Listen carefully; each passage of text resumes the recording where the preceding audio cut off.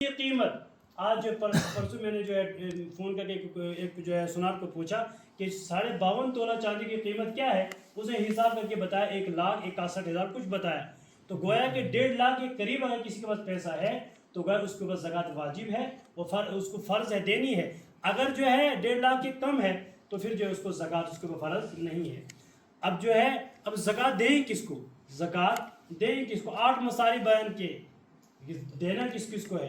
ان میں سے جو ہے غلام آزاد کرنے ہیں، پھر جو ہے جو اللہ کے راستے میں جو مسافر ہیں یا ہمیں جو ہے عام طور پر پیش نہیں آتے ہیں، لیکن عام طور پر جو ہے یا فقیر نمبر 1 فقیر.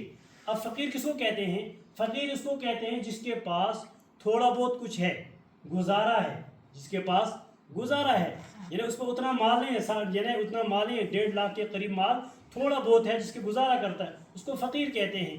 اور دوسرا مسکین. مسکین کس کو کہتے ہیں؟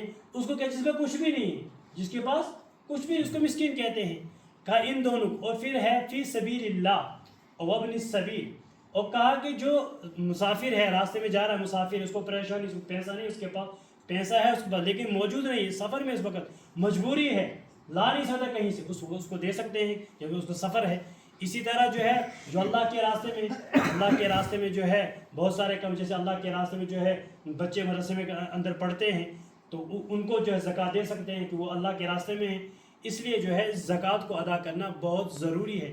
8 مصارف ہیں، ان میں سے 4 جو ہے ہمارے یہاں پائے جاتے ہیں. اور غلام جو ہے بھانجے آزاد کرنا آج تو وہ نہیں ہے، ان کو کہاں سے آزاد کریں گے. لیکن آج ہم زکوٰۃ نکالتے ہیں، زیادہ فقیروں کو دیتے ہیں یا مسکین کو دیتے ہیں.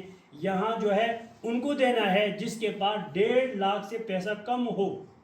یعنی اس دیکھا گاؤں میں ایسا ہے کہ اس کو دینا ہے. اس کو اس بات کو سمجھیں. اگر ایسا نہیں ہے تو پھر مدرسے میں اس کو پہنچا دیں. نمبر 2 دوسرا مسئلہ ہے صدقے فطر کا. دوسرا مسئلہ ہے صدقے فطر کا. غور سے سمجھنا. صدقے فطر جو ہے وہ یا دینا ہے گندم کا، یا دینا ہے جو کا، یا دینا ہے کھجور کا یا کشمش کا، اپنی حیثیت کے مطابق. اچھا گندم کتنا ہونا چاہیے؟ گندم کتنا ہونا چاہیے؟ اس کی قیمت آج علماء نے طے کی کہ اس کی قیمت کم از کم 75 روپے. کتنی؟ 75 روپے کے حساب سے دے دیں.